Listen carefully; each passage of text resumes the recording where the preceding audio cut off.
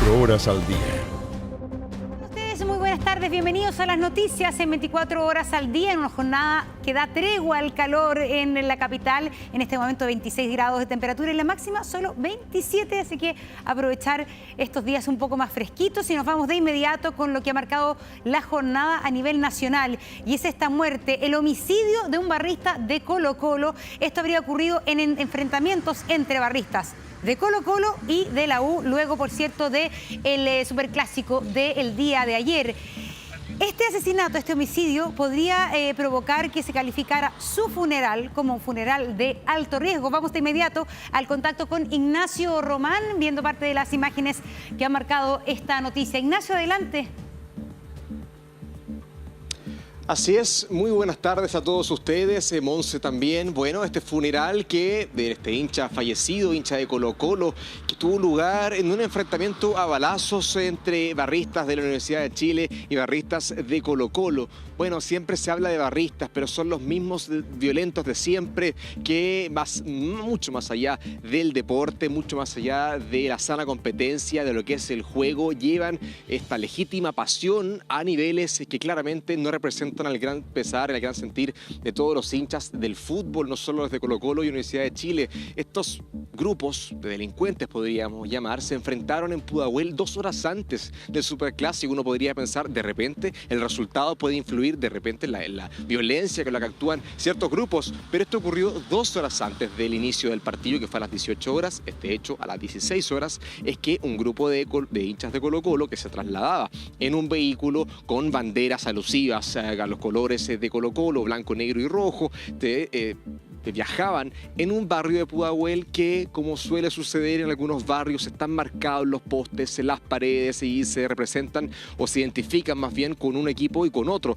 Bueno, en este caso, este barrio pertenecía, podríamos llamarlo de alguna forma, a la Universidad de Chile. Había muros alusivos al equipo azul, y es aquí cuando se enfrentan, se juntan con un grupo de hinchas también violentos de la Universidad de Chile. Se produce un altercado, todo esto grabado, no solo grabado, sino que transmitido a través de redes sociales. Se logra escuchar, de hecho, los balazos entre ambos grupos, que terminó con 2 personas gravemente heridas. Uno de ellos, se escuche bien, un menor de edad que a estas alturas, lo que es terrible, deja de sorprendernos cuando hablamos de este tipo de hechos y decimos que hay menores de edad involucrados. Cada vez se vuelve una tónica, y sin duda no deja de sorprender que hayan también menores de edad involucrados en este tipo de sucesos con armas de fuego, y uno de ellos es quien termina recibiendo uno de estos impactos de bala en su pierna. Afortunadamente es una zona que, si bien puede ser de riesgo vital, esta bala no le impactó en un lugar crítico para su salud, lo que pudo ser atendido rápidamente y salió de ese cuadro de complejidad. Pero el otro herido, un adulto, recibió algunos impactos de bala en el tórax, en donde claramente hay varios órganos vitales, lo que determinó, a pesar de los esfuerzos en el centro asistencial, en su muerte. Y es aquí cuando nace, evidentemente, la pregunta: ¿qué va a ocurrir con el funeral de este hincha de Colo-Colo asesinado a tiros por lo que sería un grupo de barristas de la Universidad de Chile, que yo les decía, elevan nuevamente este tema del deporte, de la pasión, a niveles que claramente no representan el sentir de muchos de los hinchas, y que terminan agrediéndose muchas veces hasta la muerte, como es el caso, incluyendo armas de fuego, como ocurrió durante la jornada de ayer domingo. Y bueno, la respuesta de las autoridades tiene que ver con que están evaluando la posibilidad de que este funeral pueda ser considerado de alto riesgo. ¿Cuáles son esas características? ¿Qué implicaría esto? Lo vamos a conocer más adelante, pero antes quiero que pasemos a escuchar parte del ambiente de lo que fue el enfrentamiento que fue transmitido en vivo por estos barristas de Colo-Colo cuando se enfrentan con los barristas de la Universidad de Chile. Escuchemos.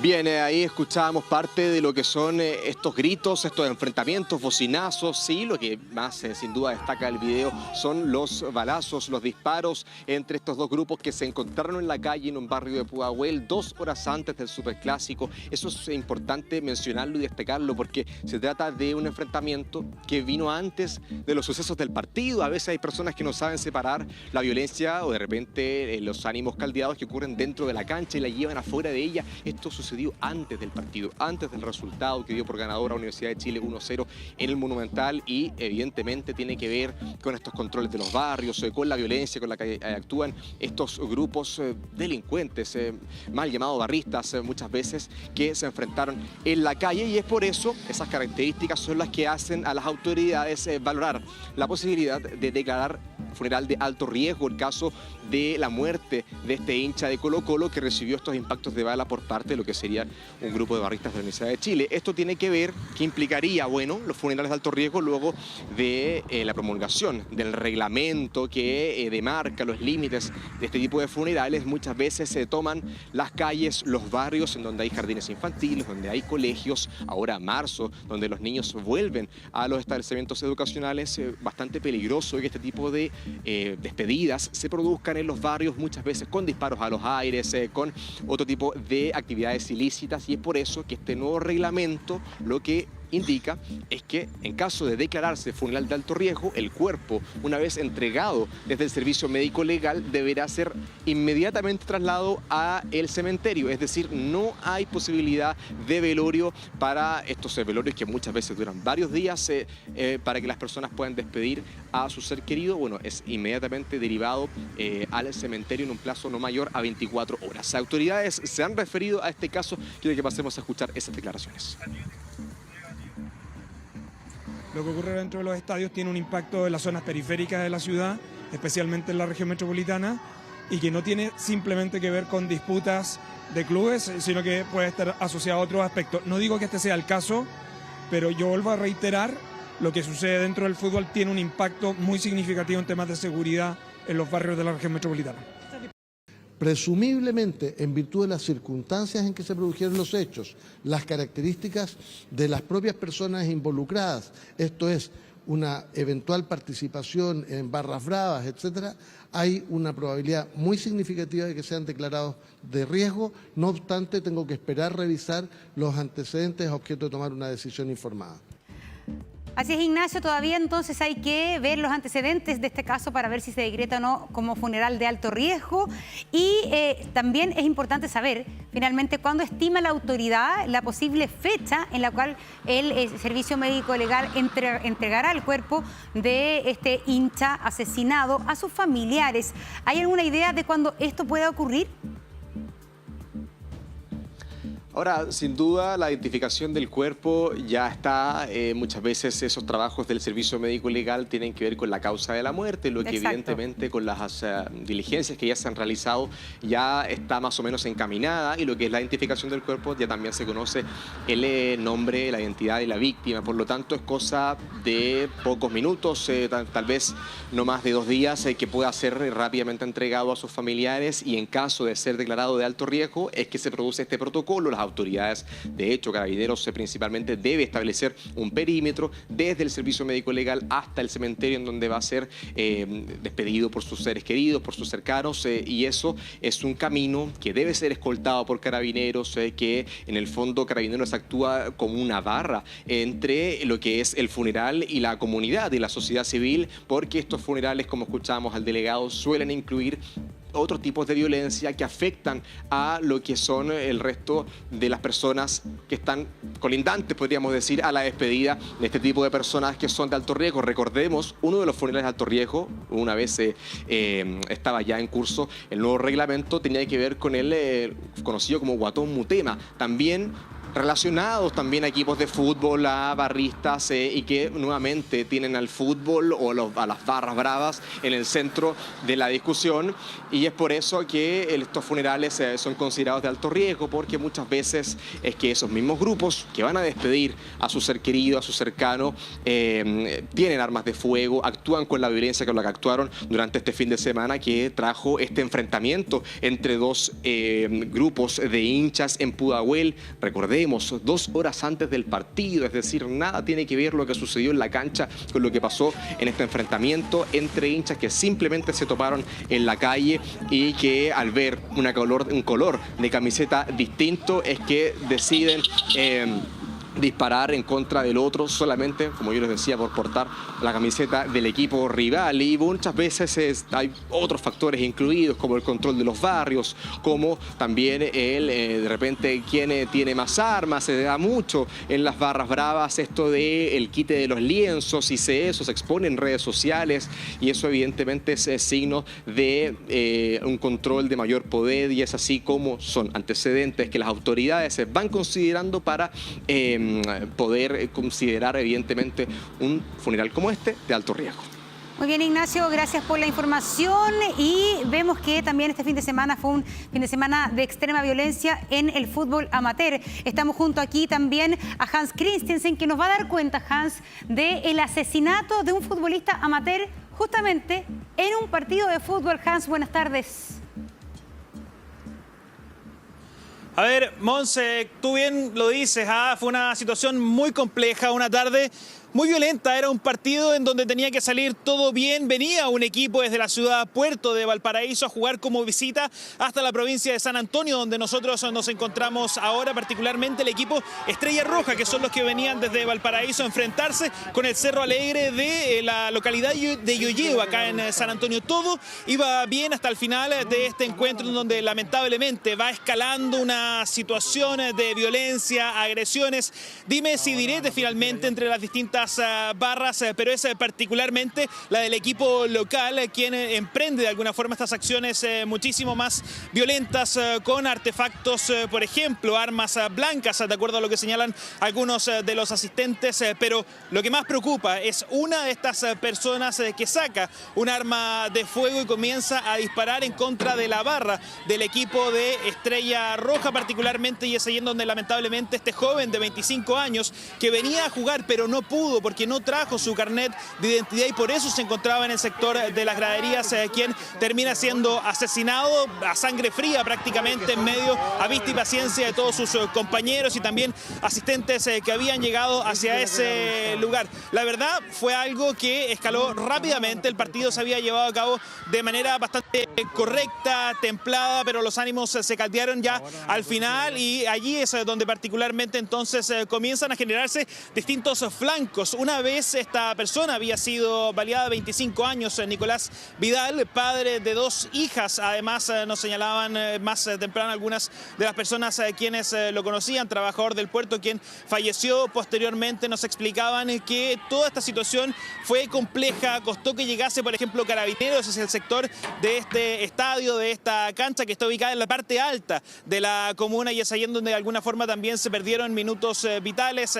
valiosos. Fue trasladado, eso sí, hasta el hospital Claudio Vicuña, en donde todavía se encuentra allí su cuerpo, pero lamentablemente perdió la vida. ¿Qué te parece, Monse, si escuchamos parte de las declaraciones de algunos vecinos con quienes nosotros conversábamos más temprano? Nos explicaban que esto es prácticamente pan de cada día, desde los martes en adelante. Nos decían que comienzan a verse este tipo de partidos, algunos de ellos en donde solamente lo que ven, nos dicen, se conforman y están más tranquilos cuando solamente beben alcohol, nos dicen los vecinos de este sector, pero ya entrado el viernes, sábado y domingo es donde la cosa se torna un poquito más compleja, y dice que sienten gritos, peleas afuera de esta cancha en el sector de Yoyeo, y es por eso que ellos esperan también se tomen y se pongan atajo finalmente a esta situación. Escuchemos esas impresiones. El tamaño de las piedras eran enormes ayer, viera ahí todo el caos. Niños, gente como bajada, como la gente que viene de arriba. Que se abrió este Club Deportivo Cristo Rey, esto ha sido un problema para acá. Mira, nosotros no tenemos tranquilidad. Hoy día es día normal, hoy día es el único día que nosotros tenemos tranquilidad. Siempre han habido peleas acá, siempre. Carabinero llegó a última hora con 3 furgones, pero que habían como 600 personas. ¿Qué es lo que podían hacer? No. Los vecinos, bueno, todo espantado porque usted sabe que no hay que moverse porque uno nunca sabe lo que puede suceder. Lo dramático de todo esto también, Hans, es porque hay personas con armas en un partido de fútbol. Y yo creo que el tema que tú hablas de la presencia de alcohol, de gente, la verdad, que en estado de ebriedad, aumenta también los niveles de violencia en este tipo de partidos, Hans. O sea, por supuesto, entran en un estado de euforia que nada tiene que ver de alguna forma con lo que está ocurriendo en el partido mismo, y es lamentable de alguna forma. Algunos vecinos lo conversaban fuera de cámara y decían qué lamentable y de alguna forma a qué punto estamos llegando, en donde nosotros mismos como comunidad, nos explicaban ellos allí, los vecinos de esa multicancha, nos conformamos y encontramos que todo se da un poco más tranquilo cuando solamente salen a hacer esta especie de llamado tercer tiempo en las inmediaciones de esta cancha. El problema, como tú bien señalas, Monse, es cuando se conjugan todos este tipo de situaciones, no solamente el alcohol, sino que también la presencia de estas mismas botellas que son utilizadas posteriormente para agredirse entre las distintas barras, y además, si esto se ve mezclado con armas blancas, por ejemplo, y en este caso armas de fuego. O sea, pensemos cómo llega finalmente un arma de fuego hacia ese lugar. No es primera vez que lo vemos, además, en este tipo de partidos de fútbol amateur, y es por eso que de alguna forma también lo que se va generando allí es toda una desconfianza en medio de lo que es esta actividad deportiva que la realizan prácticamente muchas personas que son de los barrios de la región de Valparaíso, y hoy por hoy se ven muy perjudicados, la mayoría de ellos, porque este campeonato, que era un campeonato regional, está completamente suspendido a raíz de esta situación. El club amateur Cerro Alegre, que es el local, que es el de acá, de la comuna de San Antonio, donde nosotros nos encontramos y desde donde habría sido ese barrista quien finalmente termina dándole muerte a este joven de 25 años, Nicolás Vidal, emitió un comunicado a través de sus redes sociales, y de hecho ellos son bastante claros en reconocer la culpa de alguna forma de esta situación, y dicen que lamentan profundamente el fallecimiento de un hincha de Estrella Roja, que es este equipo que viene desde Valparaíso. Sienten vergüenza, pena y rabia a la vez que nuestro tan preciado club se ve hoy manchado por la violencia y además siendo ensuciado con sangre. Un trabajo que por años ellos vienen realizando desde cerca de 1995. Es que data este club, que se encuentran realizando estos torneos. Muchos vecinos que de alguna forma van afiliándose a este club, y lo que hacen hoy por hoy finalmente es empañar toda esa historia de años hacia atrás. Sabemos, Monse, hay una investigación en curso, hay videos, no de cámaras de seguridad, porque esta cancha no tenía cámaras de seguridad, pero sí de los mismos asistentes que eventualmente podrían ayudar a dilucidar quién fue la persona que disparó. Escuchemos las declaraciones del fiscal. Se está efectuando un trabajo de levantamiento de cámaras, o más que de cámaras, de grabaciones, porque la cancha misma no tiene cámaras, pero sí mucha gente estaba grabando este partido. Particulares, incluso hay un canal de fútbol que transmite por YouTube, entre otros, ¿no es cierto? Y esta información se está recabando, levantando, junto con testimonios de múltiples testigos que estaban en el lugar ese día.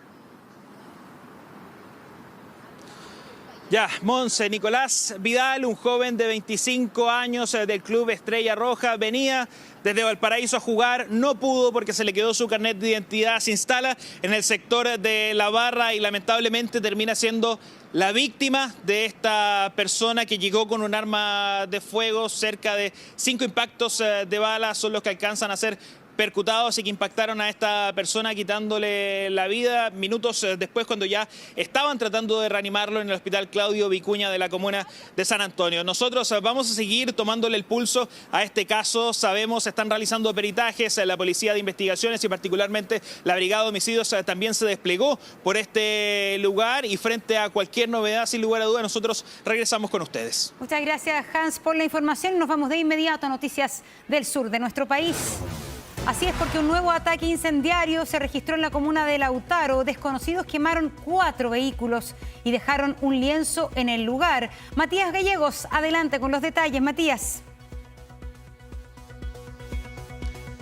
Sí, ¿qué tal? ¿Cómo están? Buenas tardes. Y en donde se encontró además un lienzo reivindicatorio firmado por la orgánica Movimiento Liberación Nacional Mapuche. Todo esto en el kilómetro 650 al costado de la ruta 5 Sur, en donde sujetos habrían llegado hasta esta empresa dedicada a la extracción de áridos para atacar a 4 maquinarias que se encontraban al interior. Según la hipótesis inicial que maneja Carabineros y también, por supuesto, la Fiscalía, estos sujetos habrían llegado portando armas de fuego al interior justamente de una camioneta blanca. Habrían descendido de este vehículo, habrían disparado en distintas ocasiones para intimidar justamente a los trabajadores de ese lugar, para luego con líquido acelerante rociar a estas maquinarias para luego prenderle fuego. En total son 2 camiones, un cargador frontal y una camioneta Maxus, las que resultaron totalmente siniestradas, evaluadas en cerca de 250 millones de pesos en pérdida para esta empresa. Quien habló justamente con los medios de comunicación es el dueño de esta empresa, quien llegó muy afectado, indicando que con mucho esfuerzo habían comprado estas maquinarias y que lamentablemente en cosa de segundos estas habían sido totalmente destruidas gracias a la acción del fuego, producto de este ataque incendiario en donde estos sujetos habrían llegado en horas de la madrugada, dejando además este lienzo que hacía alusión a los denominados presos políticos mapuche, exigiendo su liberación y también un mensaje en contra del dueño de esta empresa. Escuchemos. Inmediatamente partí para ver qué pasaba y cuando llegué estaban las máquinas en llamas, estaba todo en llamas. ¿Había algún guardia en el lugar? No, un vecino al lado nomás, vecinos que vieron y sintieron disparos, porque ellos quisieron venir a ver y sintieron disparos, así que toda la gente se protegió. Dejan un lienzo, parte de un lienzo que salió un poco destruido por la acción del fuego, y se dan a la fuga. Llegó personal de Carabineros, llegó personal de Fuerzas Especiales de Carabineros, no pudimos dar con el paradero de los sujetos. ¿Qué decía el lienzo? Principalmente alusión a eso, a la impunidad frente a altas condenas por crímenes graves que han cometido personas.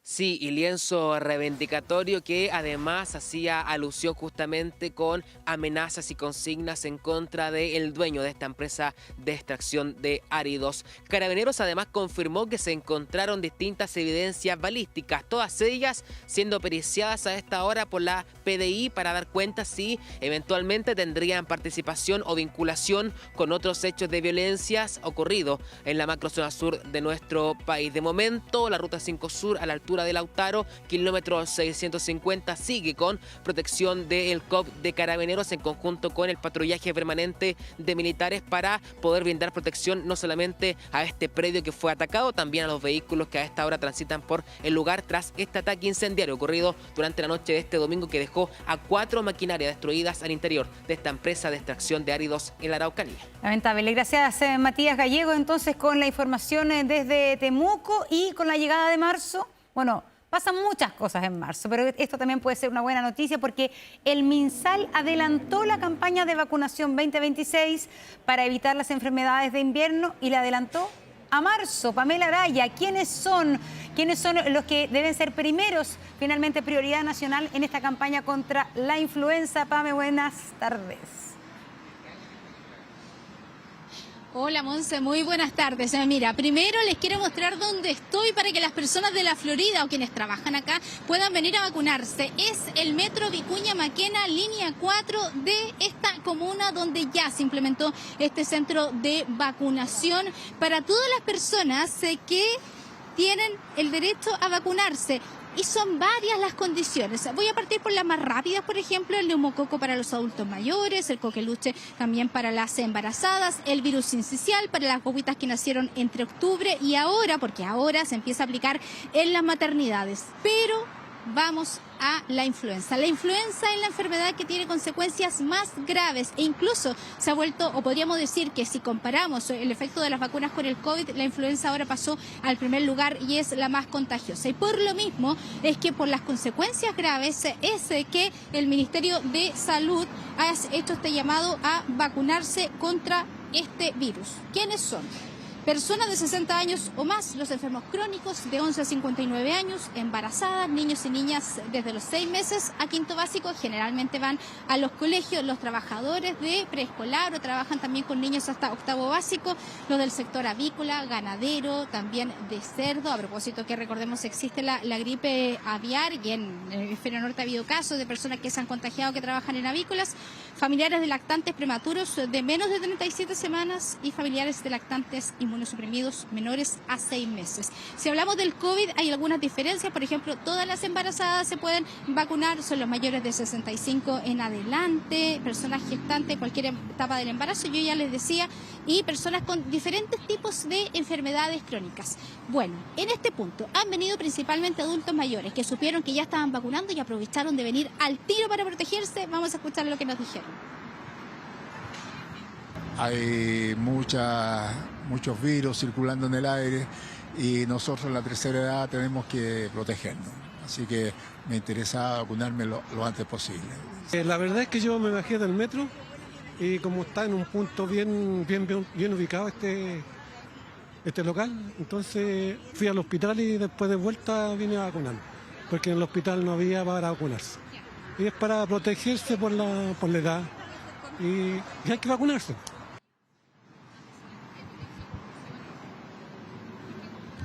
Sí, ahí están entonces algunas personas que hablaron con nosotros y que nos decían que básicamente la idea era protegerse con tiempo. Son 1.200 puntos de vacunación disponibles, que son los centros de salud familiar, algunas estaciones de metro, no solo esta, y además otros puntos pueden ser sedes municipales. Bueno, acá en la Florida son en el metro.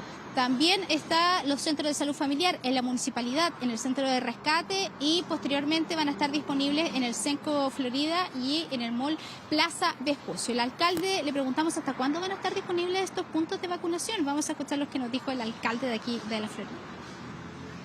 Lo vamos a extender durante todo, ciertamente durante todo el invierno. Y particularmente respecto a las estaciones de metro, vamos a funcionar de manera permanente en el metro de Vicuña Maquena, pero también iremos rotando, de manera tal que aquellas personas que recurren al resto de las estaciones que se encuentran en la comuna puedan acceder a este servicio de vacunación.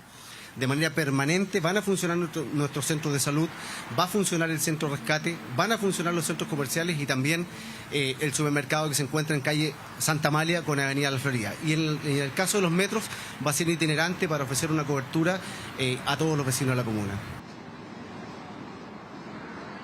Pero usted dirá, pero si yo no vivo en la Florida, me vacuno.cl, ahí está toda la información disponible. Yo les hablaba de los adultos mayores. Hay que decir que el año pasado había preocupación por aquello porque a veces llegaba personas que no se vacunaban, entonces lo cierto es que se hace este llamado. ¿Por qué es tan importante que los adultos mayores se vacunen contra la influenza? Se lo preguntamos a la ministra de Salud y ella nos dijo por qué.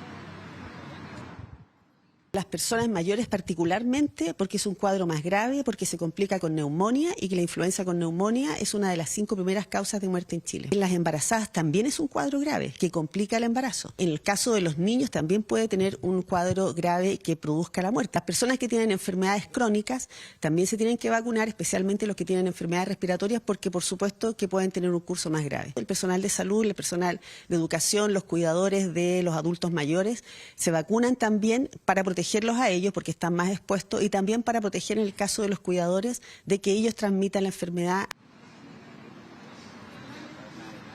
Bueno, en el hemisferio norte la influenza generó muchos problemas, sobre todo en el sistema de salud. La idea es que no colapse y por eso hay que protegerse. Mevacuno.cl es donde pueden tener toda la información disponible entonces para poder inocularse, protegerse contra la influenza, COVID, coqueluche desde las 28 semanas de gestación, neumococo y por supuesto el sincicial, que recordemos Chile lleva 2 años sin muertes de guaguitas gracias a este anticuerpo.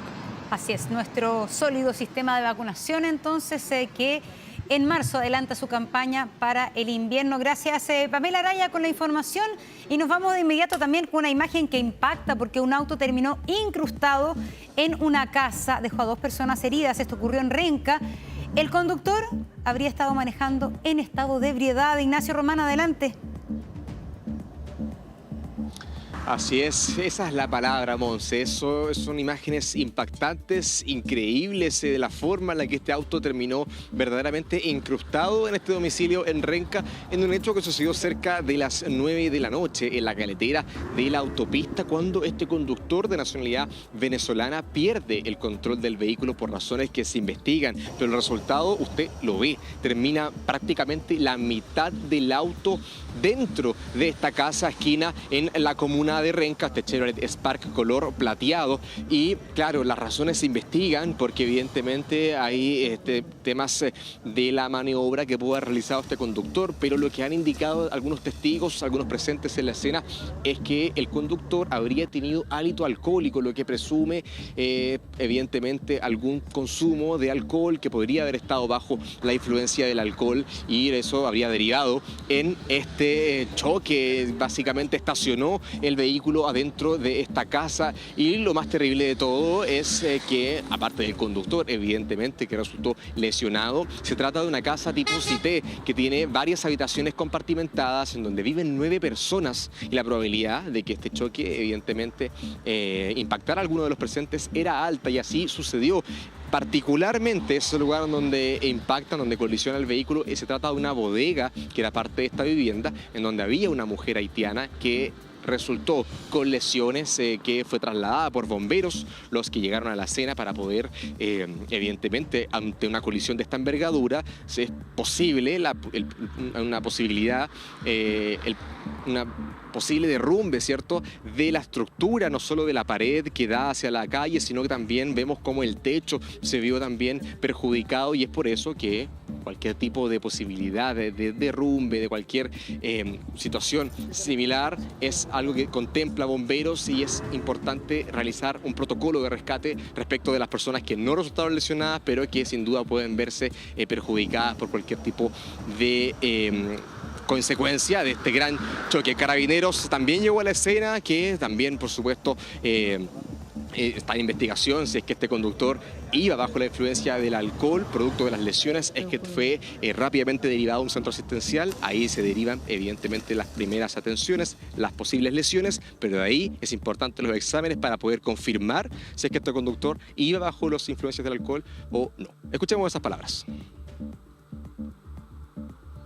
Tenemos una persona haitiana que es arrendataria de este domicilio, la cual se mantiene en el servicio centenario, un estado de shock, crisis, lesiones leves debido a este golpe. No mantenemos más personal involucrado. La ciudadana haitiana, que ellos pudieron conversar con el conductor, quisieron llegar en un momento a un acuerdo, lo cual no fue posible, por lo que se realiza la denuncia respectiva por los daños en choque. Claro, daños evidentemente es una de las cosas que es evidente por las imágenes. Ahora esos exámenes deberán comprobar el estado alcohólico de este conductor, si es que marca algún tipo de grado. Estos exámenes de sangre que son bastante precisos, que son estos los que vienen a confirmar, los que muchas veces hace Carabineros con los que hace en la calle. Estos exámenes de sangre son bastante más precisos, que miden de hecho el alcohol en la sangre con más prolongación en el tiempo, y eso evidentemente puede cambiar la figura del choque y cambiar no solo a daños, sino que además que iba bajo la influencia del alcohol o el derechamente estado de ebriedad, y que sin duda termina con esta imagen que usted ve, un Chevrolet Spark verdaderamente estacionado casi la mitad de su cuerpo dentro de un domicilio en la comuna de Renca. Muy bien, Ignacio, gracias por la información. Son las 13:32. Una agradable temperatura la de hoy en Santiago, 27 grados de máxima. Vamos a la pausa, regresamos de inmediato con más noticias.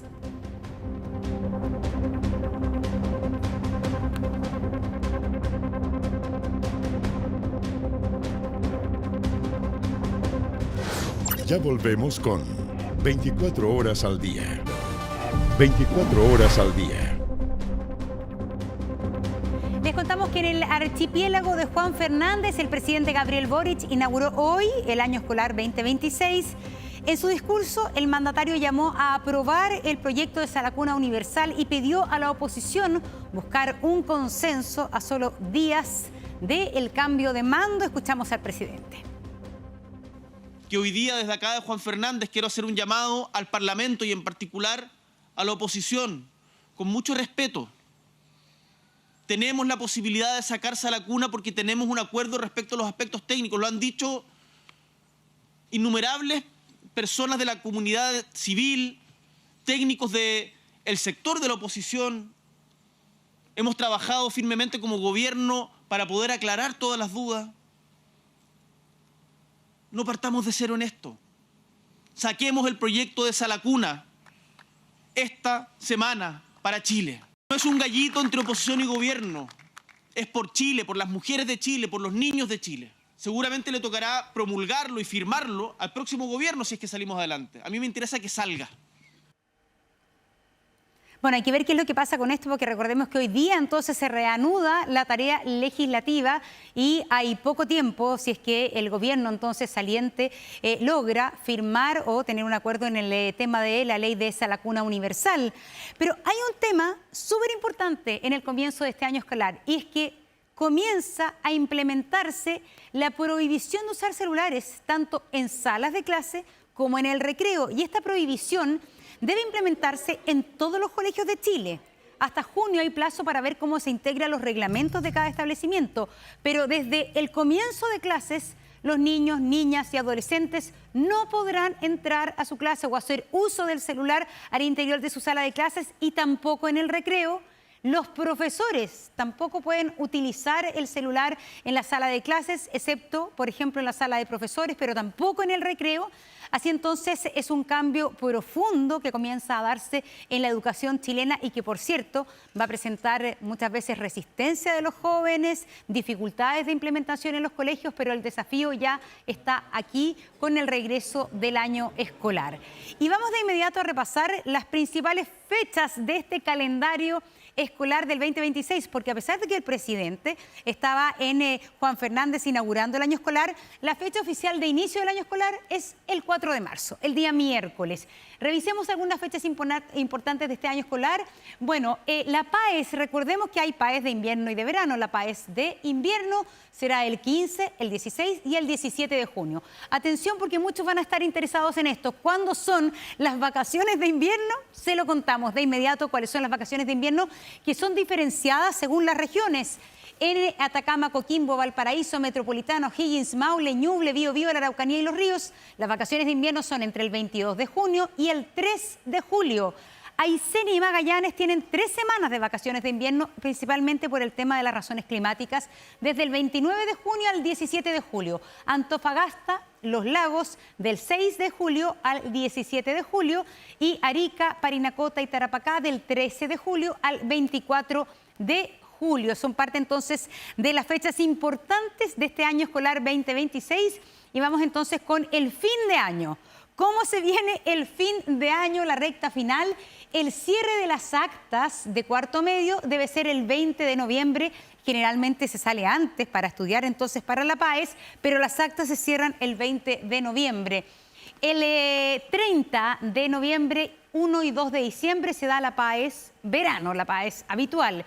Y el cierre del año escolar 2026 entonces se va a realizar según cada establecimiento, pero debe ser entre el 4 de diciembre y el 18 de diciembre, entonces, según lo que establezca cada establecimiento, educacional. Así que parte de lo que será el calendario 2026 y hoy día, ¿fue o no fue un super lunes? Lo que tenemos claro es que el miércoles sí que va a ser un super miércoles. Hoy día, sin duda, hubo más taco, pero parece ser que todo indicaría que el miércoles va a ser el día más complejo para la ciudad, pero Cristóbal Vera nos pone al tanto de este super lunes. ¿Cómo estás, Cristóbal? Adelante. ¿Qué tal, Montserrat? ¿Cómo estás? ¿Y cómo están? Muy buenas tardes. Tú ya lo decías, super lunes que llegó a nuestro país y que claramente ha estado marcado con algunas situaciones puntuales en cuanto a la congestión vehicular. No ha sido caótico, así lo han calificado por lo menos las autoridades. Y los quiero dejar de inmediato con las imágenes de Camilo Hernández, imagen completamente en vivo. ¿Dónde estamos ubicados en este momento, Montserrat? Avenida Vicuña Maquena, intersección con la Alameda, sector de Plaza Baquedano, donde confluyen entonces 3 comunas, Santiago, Providencia y también la comuna de Recoleta. Hemos sido testigos durante toda esta mañana de cómo ha estado la situación del tránsito, Montserrat, porque hemos recorrido la comuna de Estación Central, Santiago, también acá un poco de lo que es la comuna de Providencia. En cuanto a una de las arterias más importantes de la capital, que es la Alameda y su continuación, no por Avenida Providencia, no se ha reportado ninguna situación caótica. Eso es lo que han dicho y como lo han calificado las autoridades durante esta jornada. Sin embargo, hay algunos puntos como este, ¿no? Que es también una calle importante, la avenida Vicuña Maquena, que de sur a norte hemos sido testigos durante toda esta mañana, durante toda esta tarde,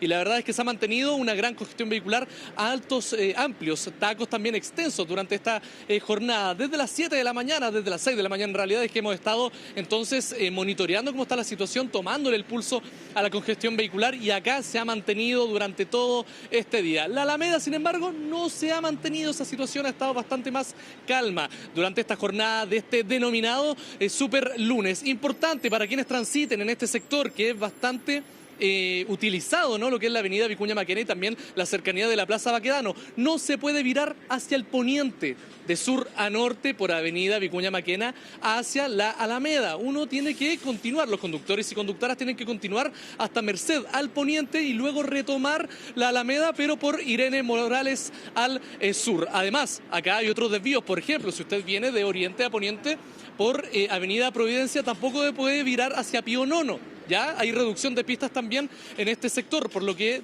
lo ideal, ¿no?, es que usted pueda tomar estas precauciones, que se anticipe también, planifique su viaje y así no se encuentre con estas situaciones de sorpresa. No poder virar, por ejemplo, hacia Pío Nono, ¿no? O también esta situación de avenida Vicuña Maquena en la que no se puede virar directamente hacia la Alameda al poniente. Atención también, porque hay servicios reforzados, así lo ha dispuesto el Ministerio de Obras Públicas, también el Ministerio de Transportes y Telecomunicaciones. Para usted que viaja en el metro de Santiago, sepa que hay refuerzo en la oferta de trenes, hasta un 14% más en la oferta de trenes, justamente para que lleguen más rápido, para que usted pueda movilizarse durante esta jornada de Superlunes de manera más expedita. También hay refuerzo en el sistema de buses de Red Movilidad, más de 1.200 buses extra para poder aumentar la frecuencia. Y también para quienes utilicen el servicio NOS Estación Central de F, también hay un refuerzo ahí para aumentar entonces la frecuencia de trenes. Tenemos declaraciones, testimonios que hemos recabado durante esta mañana con algunas personas que pudimos conversar justamente durante la mañana en torno a la situación de este Superlunes. ¿Qué fue lo que nos dijeron? Escuchemos.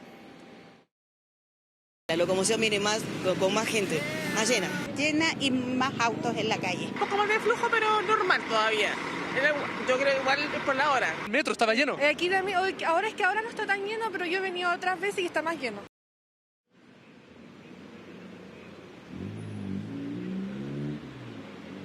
Claro, palabras entonces, testimonios de algunas personas, pasajeros, pasajeras que conversaron con nosotros durante esta mañana. Hay opiniones divididas, claramente. Algunos nos decían que la situación se mantenía completamente igual con respecto a otros días. Otros decían que aumentó un poco el flujo. Y otros también nos decían que sí aumentó bastante y que se nota la diferencia con respecto a los otros días, considerando, ¿no?, que ya tenemos estudiantes a lo largo y ancho de nuestro país que han retomado sus clases, también trabajadores y trabajadoras que vuelven a sus entornos laborales. ¿Cuál es la expectativa a lo largo de esta semana, según lo que han dicho las autoridades? También el gobernador de la región metropolitana, Claudio Rego, que conversó con nosotros también durante esta jornada, que se espera un aumento paulatino, gradual, en cuanto a la cantidad de personas, también la cantidad de conductores, conductoras, los vehículos que van a ir transitando a lo largo de esta semana. Un aumento gradual y el momento peak, quizás el que ha generado también más atención, se espera para este miércoles 4 de marzo, donde inicia el día, la fecha clave, ¿no?, en que se da inicio al año escolar en nuestro país de manera oficial. Tenemos declaraciones también por parte del gobernador, escuchemos.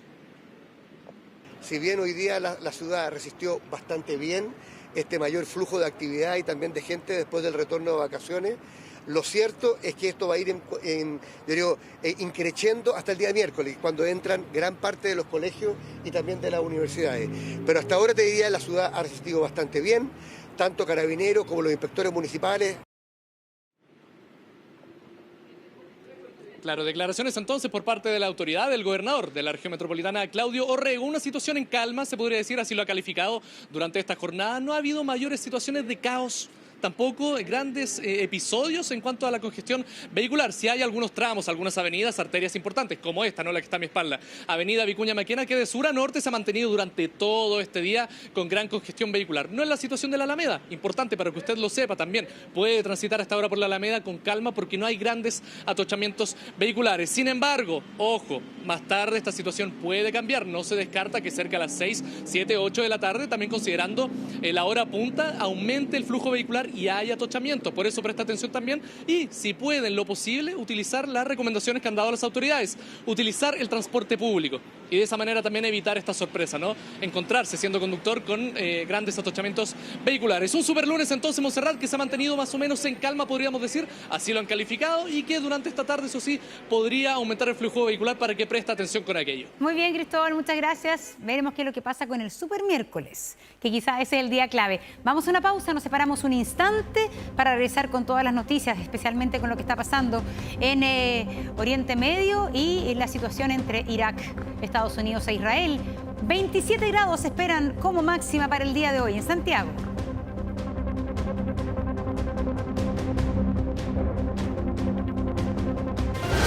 Ya volvemos con 24 horas al día. Estamos viendo 24 horas al día.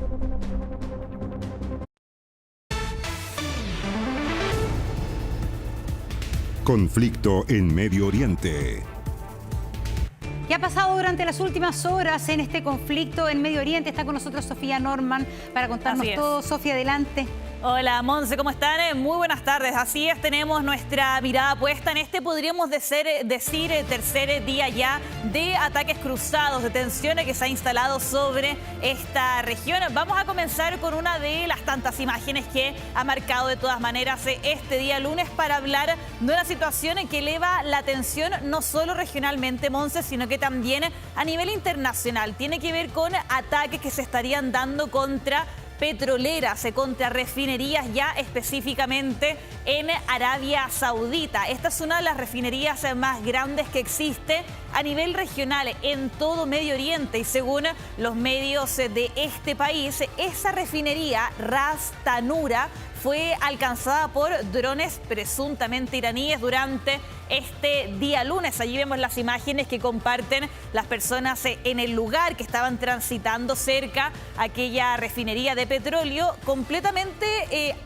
afectada por ese impacto. Un incendio se registró en las instalaciones y se tuvo que evacuar al personal, a los trabajadores de aquella refinería. El registro que comparten también algunos de aquellos empleados daban cuenta de cómo tuvieron que salir de las instalaciones del área que estaba incendiándose en este sitio, que específicamente es de Aramco. Estamos hablando del gigante petrolero estatal de Arabia Saudita y que, como les comentaba, se trata no de cualquier refinería, sino que la más grande del país y una de las más importantes también a nivel regional. Para hablar un poco de la magnitud, por ejemplo, en este complejo hay una capacidad de 550.000 barriles de crudo por día y además sirve como una terminal, una especie de puerto de exportación para Arabia Saudita hacia el resto del mundo. Esto está ubicado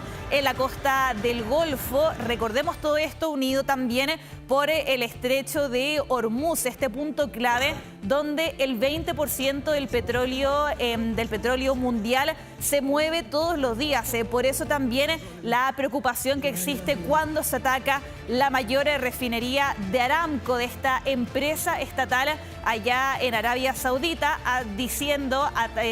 asegurando que esto ocurre específicamente en Arabia Saudita, que hemos visto, Monse, desde el día sábado. No solamente estos ataques se han dado entre Israel, Estados Unidos contra Irán y respondiendo al territorio israelí, sino que son varios ya los países en la región que también han estado dentro de esa represalia, la contrarrespuesta de las Fuerzas Armadas iraníes. Vamos a revisar a continuación una gráfica de la región que nos da cuenta de justamente cuáles son aquellos países que se han visto involucrados desde el día sábado en estos ataques, que han recibido misiles, drones, drones, aviones no tripulados. También hablábamos de Arabia Saudita, que es uno de los que hoy día está reportando que estos drones llegan a la refinería, la tienen que cerrar. También han hablado durante estos días de otro tipo de ataques. Así es, ataque de dron que no se sabe hasta el momento, que probablemente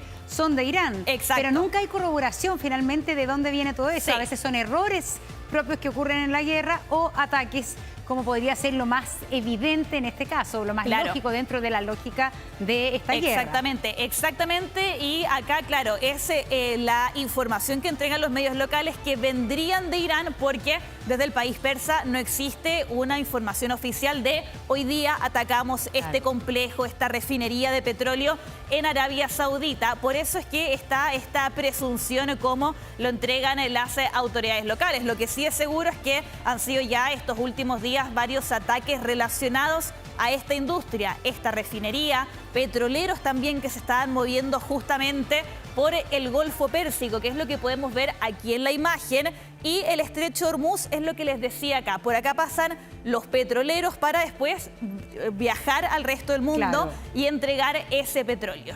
Sofi, pero acá tenemos una marca de los ataques. Sí. ¿Cuáles han sido exactamente los lugares hasta el momento donde ha llegado algún tipo de dron, de misil? O también se habla de estos restos que produce justamente con las esquirlas cuando se intercepta un misil, por eso estos escudos antiaéreos, ¿no? Exactamente. Acá en el mapa, en color rojo, Monse, es donde tenemos los países que han sido el objetivo de estos ataques iraníes, en su mayoría siempre que en este presunto ataque iraní, pero que ha sido la represalia de aquellas fuerzas armadas. Tenemos Arabia Saudita, Bahrein, Qatar, Emiratos Árabes Unidos, también Omán, podemos ver Irak, que son los países que han registrado, claro, Israel también, desde el día sábado, algún tipo de ataque, como decías tú, con los drones, con los misiles, o que son países que alcanzaron a interceptar aquellos proyectiles, pero los restos caen y también generan una situación de peligro.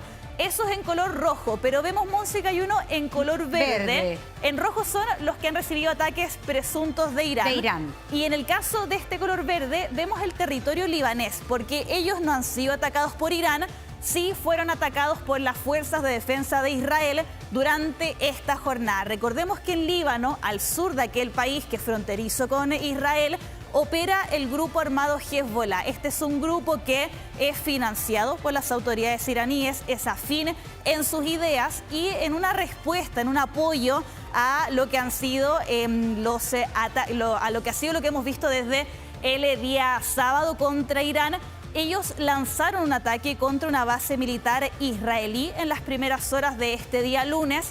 ¿Y cómo responde Israel? Atacando fuertemente a aquellos militantes, puntos, sitios relacionados al grupo armado Hezbollah en el territorio libanés. Y deja estas imágenes que estamos viendo ahora en pantalla, una destrucción importante en las aldeas sureñas de Líbano, pero también en los suburbios en el sur de la capital, en Beirut. Son ya más de 30 las víctimas fatales que dejan estos ataques israelíes en territorio libanés contra aquellos puntos relacionados a Hezbollah, como aseguran las fuerzas de defensa de Israel. Hay imágenes, Monse, bien impresionantes de las evacuaciones, de la destrucción, claro, también. Pero acá Israel ordenó a la población a que abandonaran sus ciudades, sus casas, porque ellos iban a atacar. Miren aquí esta imagen que es bien impactante de cómo están saliendo esos vehículos, cientos, miles de vehículos que tuvieron que abandonar aquellos puntos que iban a ser atacados por las tropas israelíes durante esta mañana principalmente. ¿Eso es en el Líbano? Esto es en Líbano, exactamente. El movimiento es desde estas aldeas al sur del país, 50 más o menos, que tratan de abandonar el territorio que está que es el objetivo de las tropas israelíes. Se mueven principalmente hacia la capital, hacia Beirut, pero también con el peligro que se den ataques en aquella ciudad, porque también allí se dice que los suburbios al sur de Beirut son el bastión de Hezbollah, que allí hay importantes comandantes, por ejemplo. Incluso el ejército israelí dijo que en los ataques de hoy día lograron matar al jefe del cuartel de inteligencia de Hezbollah, a Hussein Magled. La yihad islámica dijo que también en estos ataques murió uno de sus altos rangos que se ubicaba en el territorio libanés, que podríamos decir, Monse, había estado afuera un poco de la tensión que hemos estado observando desde el día sábado, pero con el ataque a la base militar israelí y la respuesta de Israel ya se suma este nuevo frente. Y desde el ejército israelí dijeron que todas las opciones están sobre la mesa para responder a estos militantes de Hezbollah. Tenemos parte de esas palabras que entregó el portavoz del ejército y las revisamos a continuación. Hezbollah abrió fuego anoche. Sabía exactamente lo que hacía. Se lo advertimos. Pagará un alto precio por ello. Estamos preparados, muy preparados. Hemos movilizado a cerca de 100.000 reservistas, decenas de batallones, brigadas y divisiones, desplegados para defender la frontera norte y preparados para todas las posibilidades. Todas las opciones están sobre la mesa.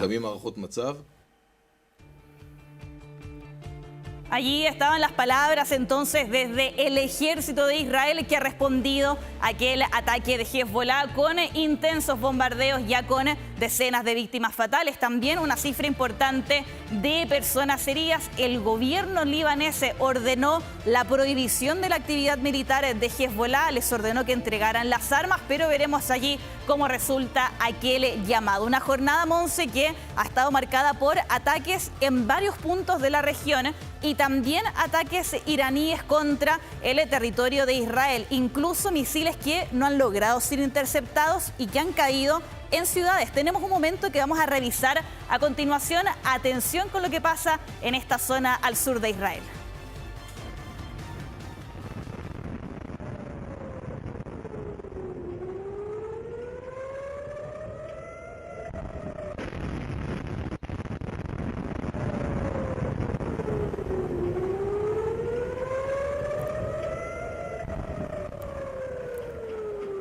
La verdad que, Sofi, yo creo que ahí esto muestra el nivel de violencia y el polvorín que se transforma esta región. Claro. Porque siempre se ha dicho que finalmente esta especie, el escudo, ¿no es cierto?, protector. El domo de hierro. El domo de hierro de israelí es casi infranqueable.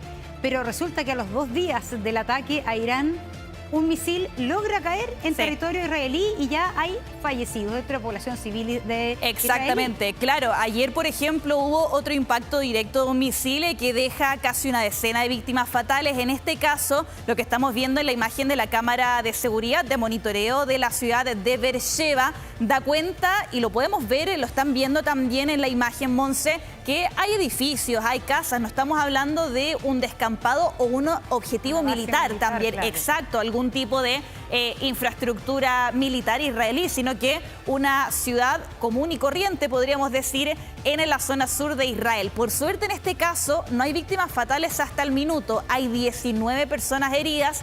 Una de ellas estaba en una condición un poco más complicada, el resto tenía lesiones leves, según la información que entregó el hospital que recibió a aquellas personas. Pero claro, acá aumenta la preocupación de los residentes porque se está alcanzando aquellos sitios civiles y la preocupación finalmente que hay con estos misiles, drones que han sido capaces de pasar aquel domo de hierro. Estaremos viendo cuál es la explicación también que puedan entregar allí las autoridades israelíes. También vamos a mirar Chipre, tal vez un territorio. Esta es una isla, si podemos revisar también el mapa después de mostrarle las imágenes de lo que han sido un ataque con drones a una base militar del Reino Unido en el territorio de Chipre. Presuntamente, la información que entregan las autoridades de aquel país, 2 drones fueron interceptados que iban dirigiéndose a una base militar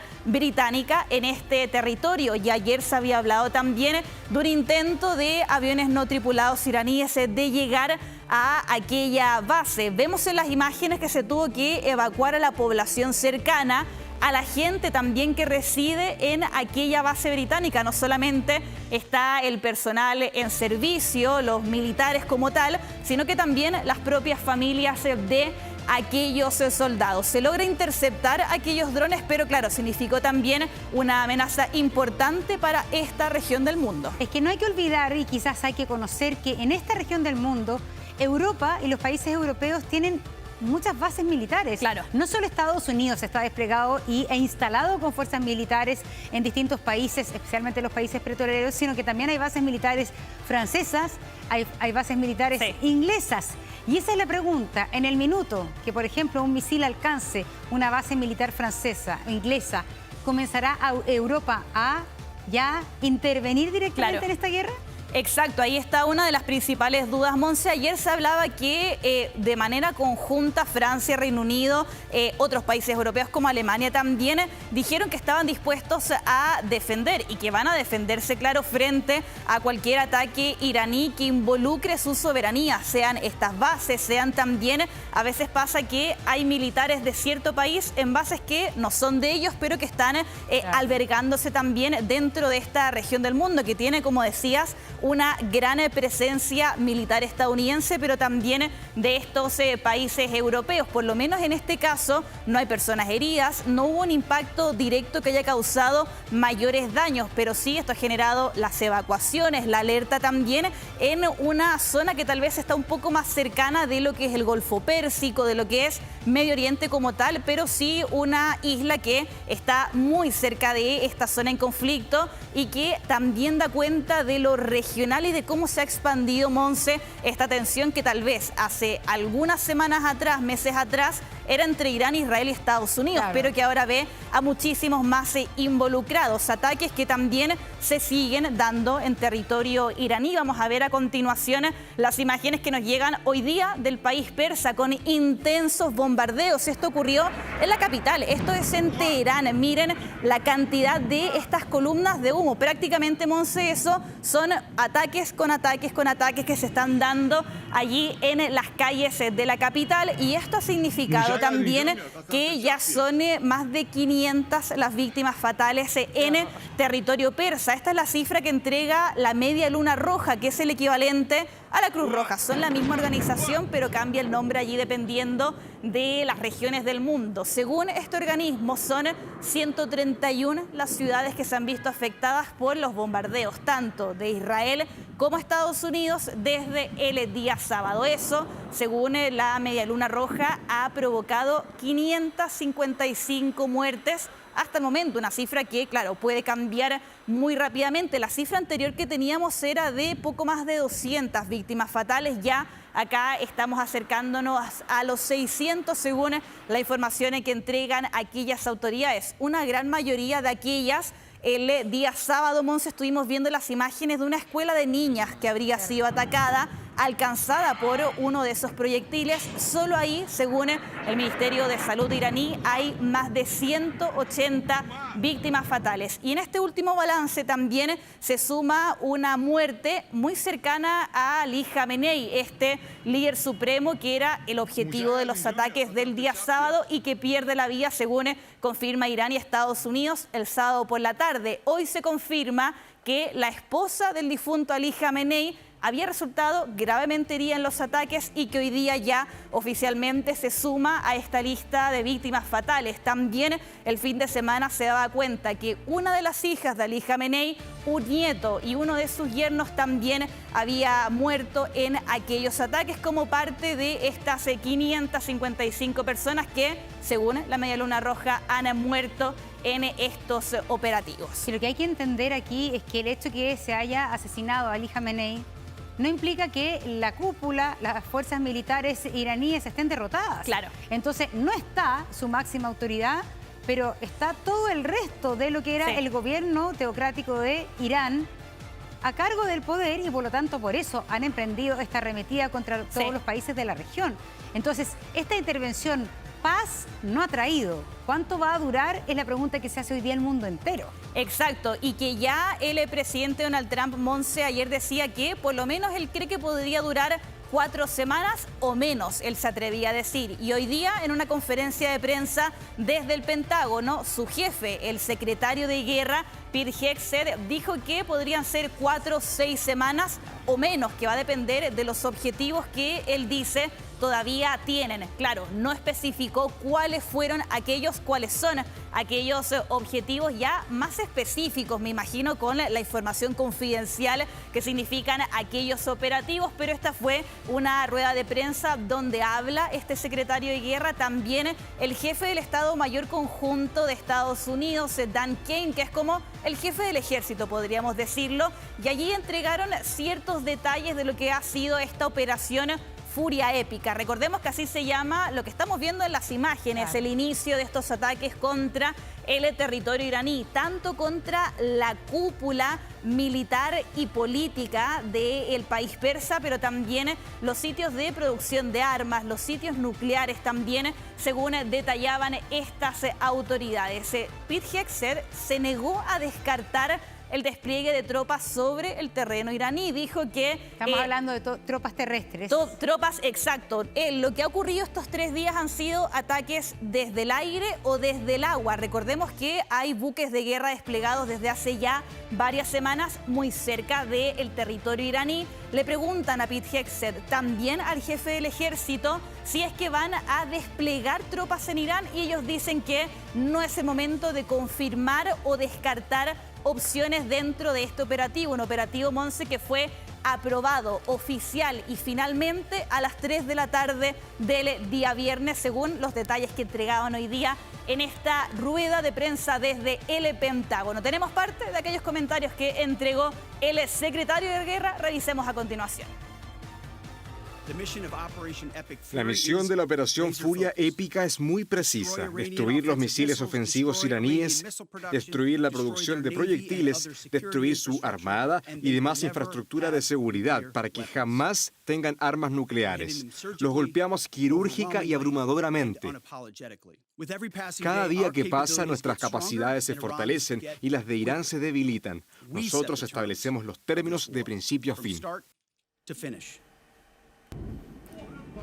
Allí entonces, Monse, lo que fue esos detalles que estaremos analizando también el resto de este día lunes. Y comenzábamos la jornada bien temprano viendo las imágenes que ahora pueden apreciar en pantalla. La caída de aviones militares estadounidenses allá en el territorio de Kuwait, otro de los países de Medio Oriente. En un inicio no se sabía por qué habían caído estas aeronaves. Se barajó, obviamente, en medio de la tensión, la posibilidad de que hayan sido impactados por algún proyectil o dron, por ejemplo, lanzado desde Irán, pero esto, Monse, finalmente terminó siendo un problema de fuego amigo. Se habrían confundido las Fuerzas Armadas de Kuwait y dispararon contra 3 aviones de guerra estadounidenses. Por suerte acá no estamos hablando de bajas de aquellas tropas, de los pilotos. Vamos a revisar también las imágenes de aquellas personas que lograron eyectarse de esas aeronaves y vemos ahí cómo caen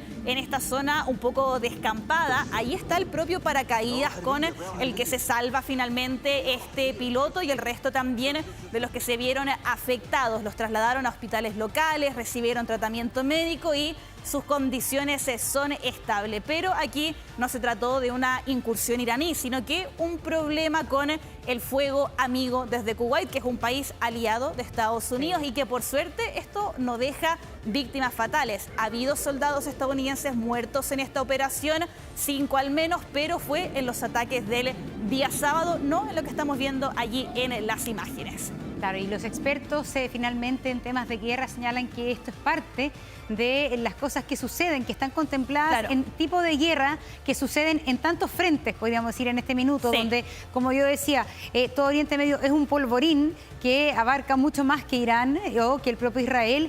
Pueden ocurrir, y un porcentaje importante o un porcentaje de los ataques pueden ser de fuego amigo.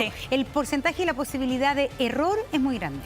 Es muy grande, sobre todo considerando lo que hemos estado conversando y viendo en el mapa, en las imágenes, que son ataques que no se detienen entre Irán e Israel, sí, pero también con Arabia Saudita, con Qatar, que también hoy día detectó al menos 2 aviones no tripulados. Entonces, claro, todo ese movimiento, toda esa alerta puede generar problemas como el de hoy día en Kuwait, que lo decíamos, por suerte, no deja a estos pilotos afectados. Una atención, de todas maneras, que vamos a estar monitoreando, siguiendo todo lo que pasa en esta región del... tu bolsillo. En materia económica, marzo no comenzó bien porque el conflicto en el Medio Oriente ha hecho subir fuerte el precio del petróleo y también del dólar. ¿Cómo puede afectar entonces nuestro bolsillo este conflicto bélico?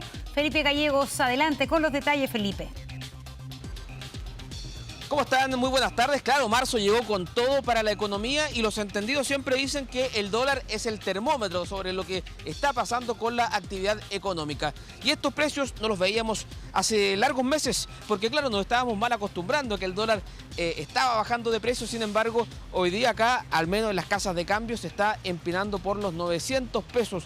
Una fuerte alza está teniendo justamente el valor de la divisa norteamericana a propósito de lo que pasa con el conflicto en Medio Oriente. Nos vamos a seguir avanzando justamente acá por la derecha porque, claro, el panorama en las distintas casas de cambio, en 895, muy cerquita de los 900, se está vendiendo.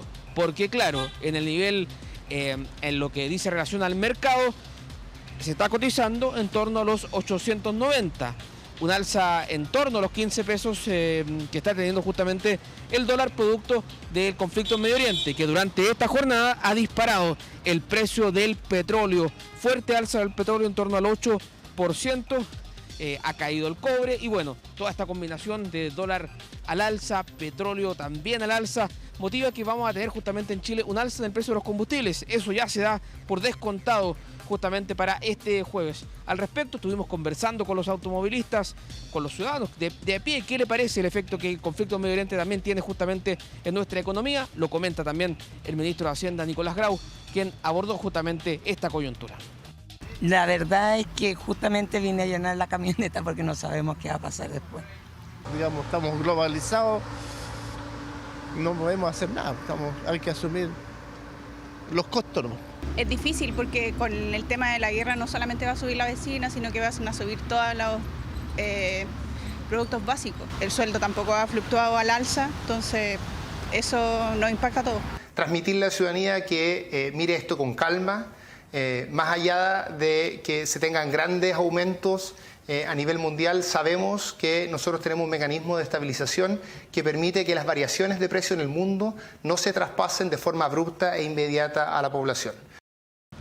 Un primer lunes de marzo tremendamente noticioso, claro, en materia económica, con los mercados remeciéndose por este conflicto en Medio Oriente, con el dólar al alza, con el petróleo también disparado, lo que por supuesto también genera preocupación, inquietud por lo que pueda generar en materia de combustibles en Chile. Pero no ha sido la única noticia económica que se ha dado a conocer durante esta jornada.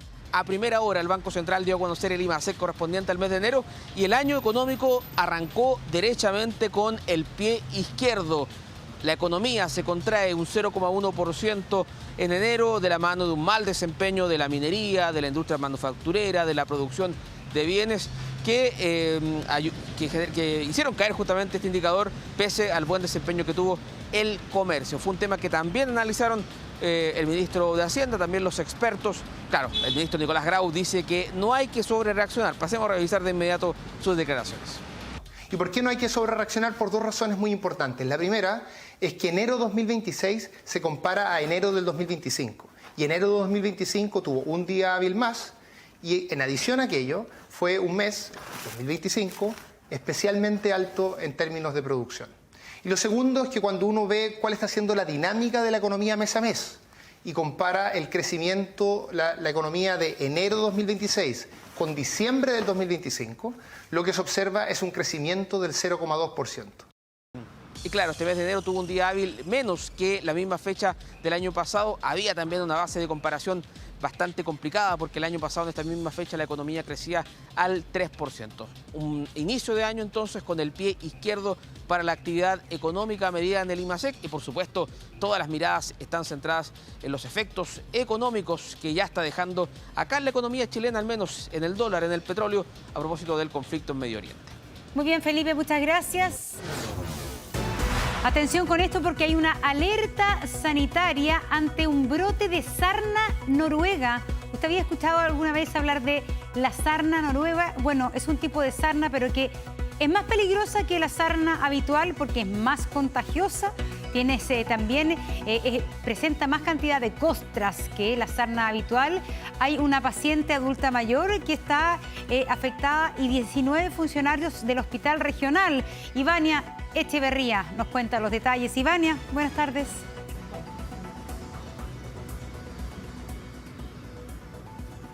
¿Cómo están? Muy buenas tardes. Efectivamente, gran preocupación ha generado la confirmación de un brote de sarna noruega, nada menos que el interior del Hospital Regional de Antofagasta. Estamos hablando de una variación de la sarna común, que en este caso es altamente contagiosa. Esto ocurre en el 6º piso del recinto asistencial y hasta el momento son 20 las personas que se han contagiado con esta patología. Hemos conversado con pacientes principalmente del hospital, quienes están bastante preocupados por lo que está ocurriendo precisamente al interior del recinto médico. Escuchemos. Igual es un caos para nosotros, los que tenemos que venir al hospital a tratamiento, médico, entonces venimos con miedo. Hay que prevenirlo antes. Bueno, yo creo que apenas lo supieron que había. Según los antecedentes, fue una mujer la que llegó con diversas infecciones al Hospital Regional de Antofagasta. Ella de inmediato quedó en aislamiento. Cuando se le comienzan a hacer todos los exámenes médicos, finalmente es cuando arroja esta variante. Estamos hablando de la sarna noruega. Ella se mantiene en aislamiento, no hay otros pacientes que se hayan contagiado afortunadamente. Sin embargo, 19 funcionarios también se contagiaron y dieron finalmente positivo entonces a esta patología. Estamos hablando de la sarna noruega, que tiene básicamente entre sus síntomas gran picazón, tiene una alta carga viral, además suele manifestarse principalmente en manos, pies y codos, por ejemplo, y la forma de contagio es básicamente contacto piel a piel o incluso tocando objetos que estén contaminados. Tenemos declaraciones también de las autoridades sobre este brote al interior del hospital. Escuchemos. Nosotros estamos con constante revisión de los casos, si ha habido un aumento, y no olvidar que estamos evaluando los antecedentes al respecto. El departamento nuestro está monitoreando día a día la información de estos funcionarios. Hasta el momento no ha habido ningún aumento, tenemos la misma cifra, y también que hay un control ya de parte del establecimiento. Monitoreo permanente entonces es lo que se está realizando a estas 19 personas que han dado, a estas 20 personas en el fondo que están en este momento con sarna noruega. También se está monitoreando el resto del hospital regional del mismo piso, el 6º piso. Estamos hablando de hospitalización de medicina interna. Afortunadamente el número de personas contagiadas no ha aumentado. De todas formas, tanto desde el hospital, desde el Servicio de Salud como desde la Seremi de Salud se está monitoreando, yo decía, constantemente el avance de este brote que hasta el momento dicen estaría controlado. Bien, Ivania, gracias por la información. La verdad que pocos habíamos escuchado hablar de esta sarna noruega, que tal como nos contaba Ivania, tiene a 20 personas afectadas en el hospital regional y que es una sarna mucho más contagiosa y también más molesta que la sarna habitual y que presenta costras más grandes en estas que aparecen en la piel, en las zonas especialmente sensibles como codos y manos. Vamos de inmediato con todas las noticias del deporte. Empieza marzo, empieza la semana. Sí. Bueno, el miércoles dicen que el super miércoles. El super miércoles. Hoy día no fue tan super lunes, el super miércoles. Gracias, Sergio, y gracias a todos ustedes por habernos acompañado. Que tengan una muy buena tarde. Nos vemos. Chao, chao. Vamos.